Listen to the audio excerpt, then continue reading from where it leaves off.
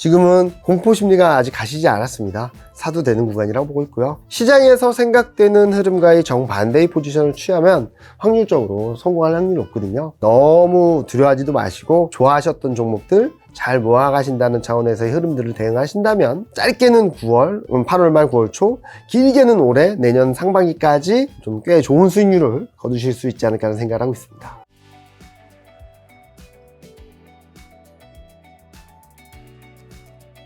자, 그러면 앞으로 확인해야 될 변수 어떤 것들이 좀 있을까요? 여기 보여드린 것처럼 이제 경제 지표들을 계속 확인하고 넘어가야 돼요. 네. 다행스러운 점은 하나 있습니다. 여기 보시면은 경제 지표 서프라이즈 인덱스라 그래서 이게 올라간다라는 의미는 시장 경제 지표들이 미국 경제 지표들이 발표됐는데 예상했던 것보다 잘 나온다라는 거예요. 올라가는 건. 근데 내려간다라는 거는 예상했던 것보다 못한 지표들이 많다라는 거예요. 그래서 이렇게 올라갔다 내려갔다 계속 반복합니다. 왜 반복하냐? 올라가면 예상치가 상향 조정돼요. 내려가면 예상치가 하향 조정되고 그만큼 경기에 대한 눈높이가 낮아져 있다는 거죠. 그러면은 이 정도 내려왔으면 앞으로 경제 지표들은 예상보다 못했다는 지표보다 예상보다 잘했다는 지표가 많을 거예요. 그러면은 경기 침체에 대한 공포는 좀 잦아들겠죠. 제반 여건 안에서 서비스업체 아주 잘 나왔고 실업수당 청구 수는 아까 말씀드린 일시적인 영향으로 인해서 꺾일 거예요. 그리고 물가 다음 주에 발표되죠. 14일 날 발표되는데 지금 블룸버그 컨센이 업데이트된 걸 보면 2.9, 3.2예요. 둔화된다는 거예요.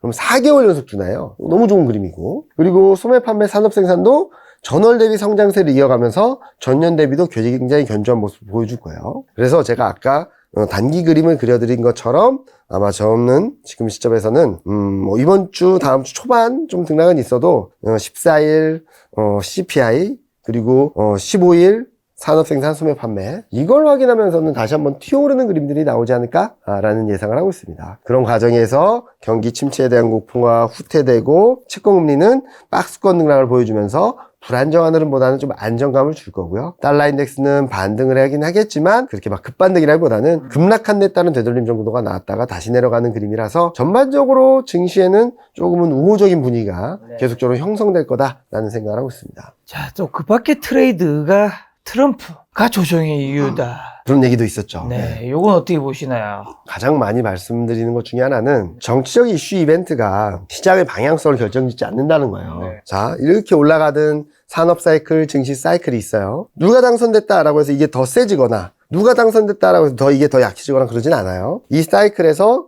누가 당선됐다 하면 오버슈팅이 나오기도 하고 누가 당선됐다 하면 언더슈팅이 나오기도 하고 이 방향성 안에서 위아래로 움직이는 거지 이 방향성을 바꾸지 못해요. 브렉시트 때도 그랬고 2016년 트럼프 때도 그랬고 이번에도 그럴 거예요. 그러면은 왜 영향을 미치냐?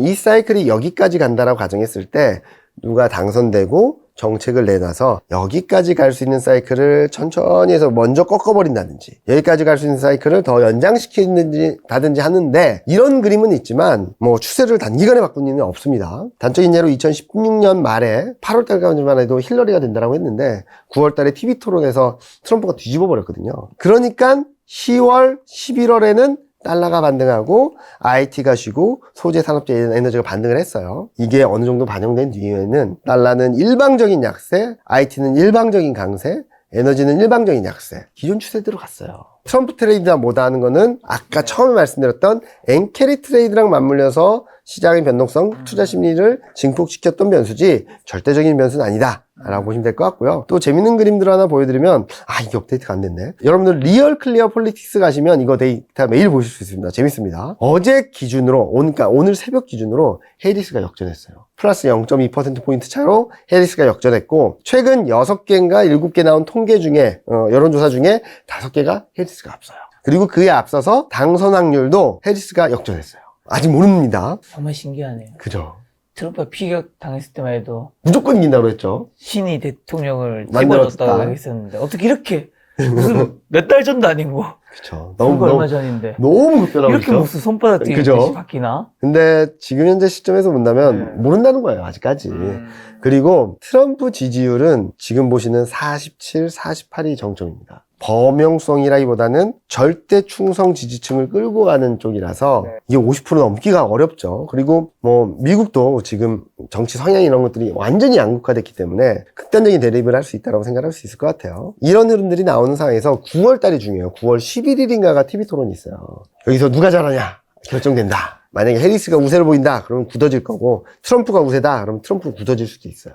그때까지는 영향력이 왔다 갔다 할 뿐이지 시장에 절대적인 영향을 주는 건 아니다 라고 보시면 될 것 같습니다. 자, 반면 최근 중국 증시는 상대적으로 선방하고 있습니다. 어떻게 보시나요?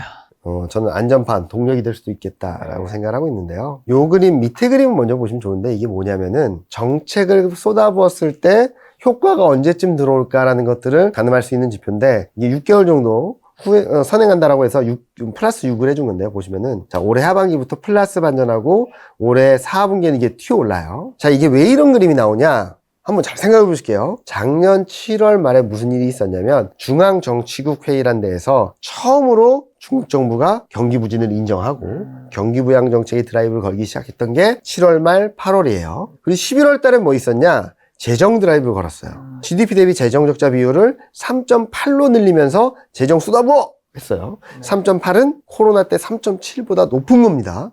얼마나 집중했는지 알겠죠? 이렇게 정책을 쏟아붓고 올해 2월에는 지준율이나 3월에는 기준금리나 최근에 또 금리 인하 했죠. 정책 패키지가 다 들어왔어요. 그래도 경기 안 좋잖아. 시간이 필요한 거죠, 시간이. 그래서 저희는 올해 하반기에는 중국 경기가 좀 나아지지 않을까라는 생각을 하고 있는데, 그런 징후들이 최근 나타나고 있어요. 6월 달에 중국 경기에 대한 쇼크가 들어왔던 거는 첫 번째가 수입이 마이너스였어요. 수입이 마이너스라는 의미는 소비가 잘 안 되고 있다는 거예요. 7월 달 데이터를 보니까 3.3이 예상됐는데 7이 나왔습니다. 7이.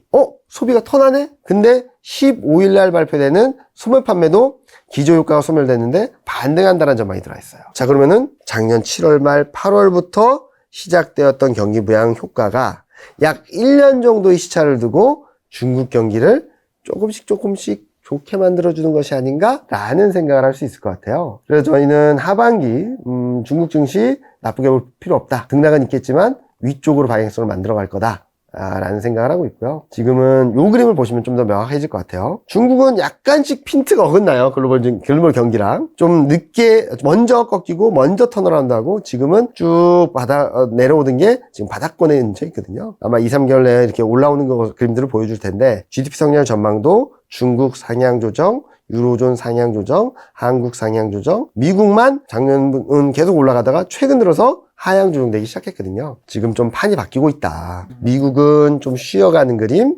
반대로 중국은 회복되고 유럽도 조금씩 회복되는 그림. 그렇게 본다면 달러 약세, 난 USD 경기 회복, 한국도 수출 측면에서는 좋은 그림이거든요. 왜냐면 많은 분들이 미국 수출 비중이 그렇게 높은데 미국이 경기가 슬로해지면 어떡하냐? 미국 수출 비중이 높아요. 19%예요. 중국하고 유럽 합치면요 33%입니다. 자, 19%가 쉬어가는 게 더 영향을 줄까요? 33%가 올라오는 게 영향을 줄까요? 저는 이 후자 쪽이 훨씬 더 영향을 줄 수 있어서 지금부터는 미국만 바라보지 말고 중국하고 유럽 경기 흐름들도 한번 체크해보자 라는 말씀 드리고 싶습니다.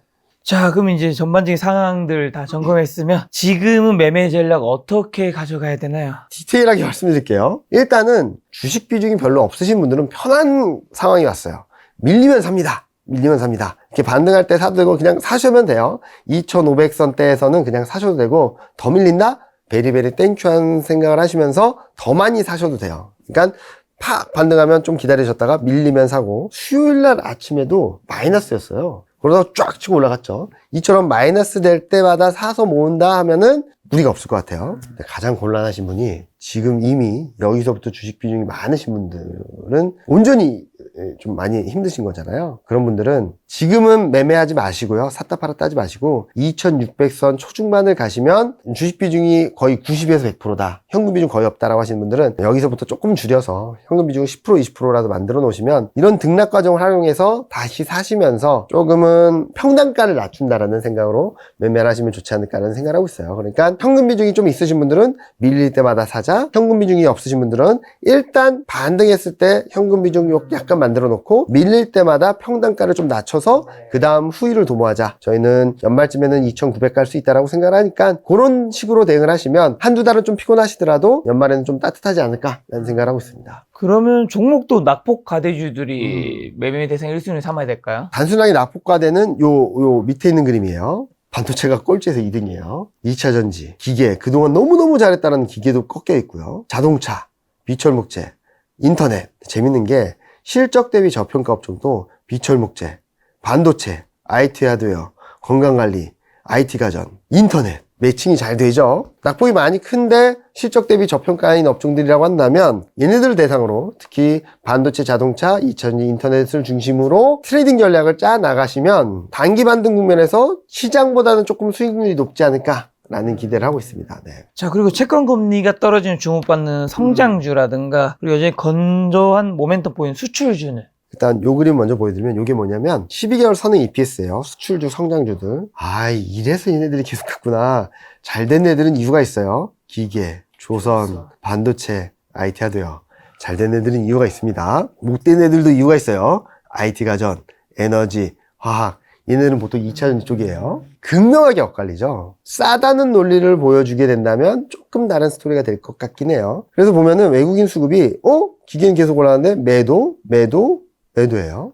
반대로 더 안 팔고 얘는 사고 얘는 밀리긴 했죠. 철강도 더 안 팔고. 지금 외국인 입장에서는 떨어져서 가격 메리트가 생긴 애들에 대한 관심을 조금씩 표명하는 것이 아닌가 라는 생각을 하고 있습니다. 2차 전지를 보면은 많이 떨어지긴 했지만 지금 저점권에서 바닥을 잡으면서 4천 근처까지는 한번 반등할 수 있는 여지, 지금 레벨에서 10% 가까운 반등의 룸은 열려 있다. 여기서 실적까지 잘 나왔다라고 하면은 한 단계 더 레벨업 될 수 있겠죠. 그리고 이건 인터넷은 게임 업체들이 폭락하는 것 때문에 이렇게 되었는데 N사나 K사 같은 경우, 특히 N사 같은 경우는 실적 전망도 좀 올라오고 있거든요. 전 더 나쁘게 볼 필요가 없겠다 라는 말씀드리면서 대표적인 성장주인 그리고 그동안 소외주라고 평가받았던 2차 전지하고 인터넷은 실적 불안 심리를 선반영했고 충분히 내려온 상황이라서 반등을 기대해 볼 수 있지 않을까 라는 말씀 드리고 있습니다. 그리고 또 하나, 아까는 2차 전지랑 인터넷 많이 내려온 거잖아요. 네. 근데 제가 지난주, 지지난주 계속 바이오랑 조선은 당분간은 좀 조심하세요 라고 말씀드렸던 이유는 오버슈팅이라고 생각을 했었거든요. 근데 얘네들도 이번 급락 과정에서 충분히 조정받았다. 여기까지 내려왔으면 등락 있을 때마다 사도 된다. 조선도 등락 있을 때마다 사도 된다 라고 말씀을 드리고 있으니까 지금은 전반적으로 부담스러웠던 것들까지도 내려와 있어서 좀 시장 전반적인 흐름, 업종 전반적인 흐름이 리셋됐다는 느낌이 좀 있습니다. 자, 그렇다면 반도체는요? 자, 요거는 저번에 말씀드렸던 것 같은데 실질적인 메모리 반도체 사이클이 턴어라운드 하고 있다라는 그림이 나오고 있어서 저는 AI 반도체 플러스 메모리 반도체 사이클 턴어라운드가 한국 반도체 시장을 더 좋게, 반도체 주를 더 좋게 만들어준다고 생각하고 있는데 너무 많이 떨어졌죠. 지금 8만원 후반대에서 저는 원래 무슨 말씀 드려왔냐면 8만원 깨지면 배려에 땡큐고 7만 5천 원 되면 사야지 라고 했는데 7만원 초반, 7만원 대까지 위협받고 있었죠. 사야 된다. 충분히 싸다. 하이닉스는 더 드라마틱해요. 저는 23만원, 24만원일 때 하이닉스 팔고 전자로 가야 된다는 말씀 드렸었거든요. 근데 이게 전 20만원 깨질 수 있습니다. 되게 불안정하면 17만원까지 갈 수 있어요 라고 했는데 이게 여기까지 내려왔어요. 사야죠. 실적 올해 내년까지 좋습니다. 그리고 밸류에이션 점점 더 매력적일 거예요. 그러면은 반도체는 지금 레벨까지 떨어졌다라고 한다면 사야 되는 거 맞다 라고 말씀드리고 싶습니다. 삼성전자보다 하이닉스인가요? 일단 단기적으로는 닉스고요. 좀 길게 보면은 전자는 저는 무조건 10만원 간다라고 생각을 하고 있어서 지금 레벨에서 사도 크게 무리가 없다라고 생각을 하고 있습니다. 자, 그럼 그동안 너무 강했던 기계업종은 지금 좀 어떤 상황인가요? 기계업종의 연간 이익은 좋아요. 근데 제가 그때 나와서 좀 불안합니다 라고 말씀드렸던 건 분기이익을 보면 2분기 피크 둔화예요. 그래서 저는 1,500억 넘는 그림들은 어렵다. 여기 넘어서긴 어렵다라고 말씀드렸고 오버슈팅이다 말씀드렸는데 이것도 투두둑 떨어져서 제가 생각했던 지지라인을 깨고 굉장히 중요한 분기점에 와 있어요. 1000포인트 초반 사도 된다. 기계업종은 대표적인 대장주가 어떤 거예요? 전력기계. 전력기계. 네, 그리고 방산 몇 개가 있고 이런 쪽들 그동안 잘 갔다가 최근 몇 주 사이에 왕장창 깨진 거예요. 사도 된다. 너무 걱정하지 말자. 자, 그리고 이제 연말에 밸류업 프로그램 기대 다시 살아날 수 있을지. 대표 업종이 자동차랑 금융이죠. 네. 자동차와 금융 실적은 계속 좋습니다. 은행, 증권, 보험, 자동차, 상사자본재. 근데 자동차는 언제 이렇게 내려왔나고 할 정도로 처음 밸류업이라는 단어가 나오기 시작할 때까지 내려왔어요. 사자, 싸다. 다시 밸류에이션, PR 4배로 내려왔다. 사야 되는 구간이다. 그리고 금융은 저는 단기 오버슈팅이다 라는 말씀드렸는데 얘도 최근 급전직하하면서 내려왔잖아요. 440에서 400포인트 박스권 등락은 있다 하더라도 사도 되는 구간, 밀리면 사도 되는 구간까지 내려와 있어서 조금은 트레이딩 측면에서 굉장히 긍정적인 그림들을 보여줄 수 있다 라는 말씀을 드리고 있습니다. 자, 그럼 이제 마지막으로 올 상반기 가장 뜨거웠던 업종 중 하나의 중국 소비주는요? 네, 중국 소비주는 시적이 괜찮습니다. 그리고 되게 재밌는 게 외국인 수급이 최근 시장이 불안정해지다 보니까 특히 대외 변수로 인해서 불안정해지다 보니까 외국인이 사요. 필수소비재, 통신, 비철, 화장품, 의류. 근데 주가는 이미 박살이 나 있습니다. 제가 이때 7,400 들어갔을 때 오버슈팅이다. 6,500까지 갈 수 있다라고 말씀드렸었는데 6,000까지 내려갔다 왔거든요. 그리고 계절적으로 보면 8월 달에는 상승 확률이 좀 높아요. 중소비 관련된 애들이. 이만큼 떨어졌다면 최소한 6,500선까지 반등 시도는 있을 수 있으니까 트레이딩 관점에서 접근을 하자라고 말씀을 드릴 수 있을 것 같아요. 전반적으로 쭉 보시면은 살 게 많아졌다라고 다 너무 생각합니다. 사자고 하셔서 네. 도대체 뭘 사야 될지 한번 정리는 해야 될 것 같은데요. 정리하면은 제가 어제도 저희 대신증권 리테일 고객들 대상으로 줌 세미나를 했거든요. 네. 그때 막 어떤 종목이 좋아요? 그래서 말씀드렸던 건 자, 여러분 그동안 사고 싶었던 거 사세요. 나쁜 실적이 안 되는 거 말고 여기저기서 보고 실적도 괜찮고 그동안 사고 싶었는데 비싸서 못 샀던 것들 하이닉스 뭐 전자 뭐 네이버 뭐 이런 것들 아니면은 뭐 기계업종 중에 그런 것들 내려왔으면 사세요 라고 말씀드렸거든요. 우선순위를 그냥 말씀드리면 저는 일단은 반도체, 자동차, 2차전지, 인터넷을 좋게 보고는 있어요. 왜냐면 워낙 많이 빠졌고 주도주로서의 자리매김할 수 있고 소외된 업종들이었기 때문에 한번 반등을 하면 좋게 볼 수 있겠죠. 그런데 그동안 사지 말자라고 했던 대표 업종이 바이오, 조선, 기계, 음식료예요. 중국 소비주. 근데 얘네들까지도 지금 많이 레벨 다운돼서 얘네들은 조금 사서 뭐 반등 트레이딩을 해볼 수 있는 영역에 와 있다 정도로 정리드릴 수 있으니까 지금은 단기간에 너무 고통은 컸지만 오히려 뒤돌아서 생각을 하면은 살 수 있는 영역, 살 수 있는 업종, 살 수 있는 종목들이 더 많아졌다라고 보시면 될 것 같습니다. 근데 2차전지 인터넷은 말씀해 주셨는데 2차전지는 작년에 굉장히 뜨거웠고 네. 인터넷은 네이버 카카오는 코로나 이후에 굉장히 뜨거웠는데 특히 작년에 뜨거웠던 2차전지가 겨우 한 해 정도 쉬고 이렇게 오르는 일이 주도주가 한 해 정도 쉬었다가 이렇게 오르는 일이 잘 없지 않았나요? 이 그림을 통해서 다시 말씀드릴게요. 제가 지금 괜찮다라고 말씀드린 건 이렇게 올라가는 건 아니에요. 아까 말씀드렸죠. 여기서 나오면 3,950, 4,000선 정도까지 반등. 그리고 실적이 잘 나온 애들은 전고점 한 4,300 정도까지 반등을 열어놓고 있어요. 근데 이런 흐름들에 있어서 하반기는 좀 봐야 될 것 같아요. 아까 말씀드렸던 여러 가지 중에 자 경기 괜찮다. 미국은 쉬어가지만 유럽, 중국으로 올라온다. 달러 약해진다. 금리 내려간다. 2차전지 소재는 나쁘지 않을 것 같거든요. 중국과 유럽의 경기 회복, 전기차 수요가 좀 살아난다. 그리고 원자재 가격들이 올라온다. 그러면 2차전지 소재는 당분간은 여기 저점과 여기 고점 사이에서 박스권 등락을 보이겠지만 원자재 가격이 상승한다, 중국 수요가 살아난다, 유럽 수요가 회복된다라고 하면은 바로 위쪽으로 좀 올라갈 수 있다고 생각하는 거죠. 그래서 이게 역사적 고점을 다시 가냐 마냐의 문제라기보다는 저는 지금은 워낙 소외됐기 때문에 반등이 좀 강할 수 있다. 그 다음에는 박스권 등락을 보이면서 업황이라든지 수요 회복을 기다릴 텐데 4분기 내년으로 가면 갈수록 그 가능성이 높기 때문에 일단은 2차전지를 더 나쁘게 보지 말고 조금씩 가져가도 괜찮겠다. 뭐 아시는 분은 아시겠지만 저는 작년 하반기에는 2차전지를 계속 조심하자라 말씀드려왔으니까 지금은 들어가도 된다? 라고 하는 정도로 받아들여 주시면 좋겠습니다. 알겠습니다. 또 다음 달 이제 더위 끝나고 9월에 뵐 텐데 8월 마지막 투자전 한마디 주고 가신다면요? 일단은 뭐 그동안 계속 말씀드렸던 것처럼 너무 공포스러울 때 더 사고 낙관론이 팽배할 때 좀 팔자라는 말씀드려 왔거든요. 지금은 공포 심리가 아직 가시지 않았습니다. 사도 되는 구간이라고 보고 있고요. 반등이 나와서 뭐 코스피 2600, 2650 갔을 때 야 이제 2700 간다 라고 하면 비중을 좀 줄이셨다가 또 밀려서 어떡하지? 2300 다시 가나? 라고 하면 다시 늘리고 시장에서 생각되는 흐름과의 정반대의 포지션을 취하면 확률적으로 성공할 확률이 높거든요. 지금은 너무 두려워하지도 마시고 좋아하셨던 종목들 잘 모아가신다는 차원에서의 흐름들을 대응하신다면 짧게는 9월, 8월 말 9월 초, 길게는 올해 내년 상반기까지 좀 꽤 좋은 수익률을 거두실 수 있지 않을까 하는 생각을 하고 있습니다. 근데 혹시나 진짜 경기 침체 오면 2천도 깨질 수 있는 건가요?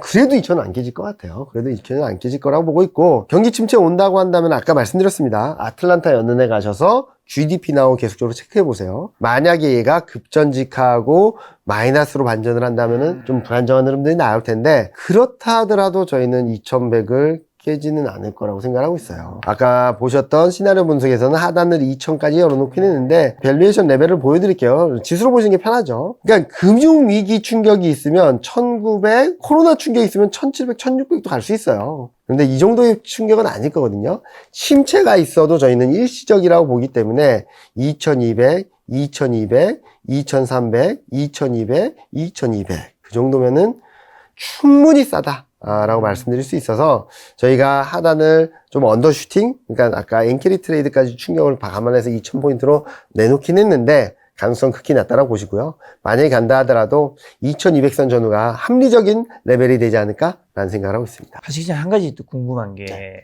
이 금리가 이제 작년부터 뭐 사실 2년 전부터 지금까지 굉장히 중요한 이슈 중 하나였잖아요. 맞아요. 예를 들면 올해는 사실 얼마 남지도 않았는데 아까 말씀하신 노을까지만 해도 올해 금리는 한 번 정도 네. 요게 그런 분위기로 거의 가고 있었단 말이죠. 네네. 근데 갑자기 지금 뭐 8월달 좀 와서는 0.9월달에 0.5 내릴 거고 네. 그 다음에 한 번 더 할 수도 있고 막 이런 얘기가 막 돈단 네네. 말이죠. 그러니까 그만큼 이 시장의 매크로라든가 이런 것들을 예측하는 게 참 네. 힘들고 이 상황이 조금 바뀌어도 완전히 판이 바뀌어서 네. 야, 이 매크로를 바탕으로 한다는 건 참 환율을 맞추는 것도 참 힘들다고 하잖아요. 네. 그렇다면 이제 뭔가 많은 그래서 같이 투자하시는 분들이 이 매크로는 어려우니까 이 종목에 네. 집중하자 이런 얘기 많이 하시는데 그럼 종목에 집중하는 분이라 하더라도 이런 그럼 시장은 어차피 못 맞춘다 하더라도 그러면 난 종목 실적이랑 앞으로 돈을 잘 벌 것이 이걸 보고 그냥 그 종목이 이 시장 상황과 관계없이 네. 내가 탔어요. 그러면 그냥 계속 가져가는 게 또 맞는지 참 어려운 질문이긴 합니다. 종목을 진짜 프로페셔널하게 분석하는 분이라면 가능한 스토리예요. 근데 저는 그럼에도 불구하고 시장 흐름을 좀 읽는 게 중요하지 않을까라는 생각을 하고 있어요. 왜냐면은 지금은 제가 계속적으로 추세적인 상승이라는 말씀을 드리고 있어서 말씀하셨던 종목으로만 플레이를 하겠다는 분들이 이런 충격 국면에서도 살아남을 수 있습니다. 왜? 결국에는 시장 큰 방향에서 위로 가니까. 근데 자칫해서 시장 추세가 하락이면 종목 선택을 하더라도 대외 변수, 매크로 변수로 인해서 눌릴 수 있거든요. 실적이 아무리 좋아도. 그렇죠. 그분들이 매크로를 무조건 봐라. 집중적으로 공부해라. 그렇게 말씀드리진 않아요. 대신 공부를 하지 않더라도 큰 흐름들이 어떻게 흘러가는지는 어느 정도만이라도 파악하고 계시는 게 좋겠다. 그러면은 추세적인 상승을 할 때 종목 플레이를 하시는 분들은 세게 배팅하면 되겠죠. 그렇죠. 폭락해서 야, 더 사. 왜? 추세는 상승이니까. 상승이니까. 하락 추세 때는 조심조심 배팅 하시겠죠. 그렇죠. 급락했어? 좀 기다려봐. 급반등해서? 야, 일단 정리해. 그래서 투자 스타일과 스탠스를 결정하는 데 있어서의 정도로 이해할 수 있을 정도만 갖고 계셔도 크게 무리가 없다는 생각을 하는 거고, 모든 사람이 제가 하는 것처럼 이렇게 하시면은 안 됩니다. 저는 이거로 먹고 사니까 하루 종일 이거 보니까 이렇게 말씀드린 건데, 이런 것들을 좀 파악만 하셔도 만약에 종목 플레이 하시는 분도 좀 도움이 되시겠다라는 말씀을 드리겠고, 이런 것들을 그럼 어떻게 보냐, 뭐 텔레그램만 가셔도 뭐 다 있습니다. 웬만한 전략팀들, 증권사마다 전략팀들 텔레그램에서 계속적으로 자료 공유하고 있고요. 그런 것들을 하고 있기 때문에 보고자 하시면은 판단하고 싶으시면 금방금방 찾으실 수 있어요. 그런 것들이 내 스타일과 맞는 증권사, 전략팀, 사람을 찾아서 그냥 얘는 이렇게 생각하는구나, 얘는 이렇게 생각하는구나, 이런 흐름이구나, 이 정도만 파악하셔도 종목 플레이 하시는데 훨씬 더 도움이 되시지 않을까 생각을 하고 있습니다. 이번에 폭락 전에 코스피가 몇 가지 올라갔었죠? 2,800 얼마까지 갔었죠? 2896이요. 폭락 전에요. 네. 3,000 다 왔었는데. 2,900은 다 왔다라고 한 거죠. 그러니까 그거예요. 2896 갔을 때 드디어 2,900, 3,000이야! 그 다음날부터 빠졌거든요. 그래서 지금은 너무 욕심내지도 말고 너무 불안해하지도 마세요. 그러니까 이야 이럴 때 잠깐만 좀 이상한데 좀 빼시고 큰일 났어 라고 할 때 좀 들어가시고 하시면은 좀 수익률이 조금 더 낫지 않을까라는 생각을 하고 있습니다. 알겠습니다. 부장님 말씀대로 올해 연말에는 2,900이라도 3,000 아니다 2,900이라도 꼭 갔으면 좋겠다는 생각 들었습니다. 9월달에 또 부장님 모시고 좋은 이야기 들어보도록 하겠습니다. 오늘만의 설명 이경민 부장님이었습니다. 지금까지 소중한 시간 함께 해주셔서 정말 감사합니다. 오늘도 김 작가였습니다. 고생 많으셨습니다. 네, 감사합니다.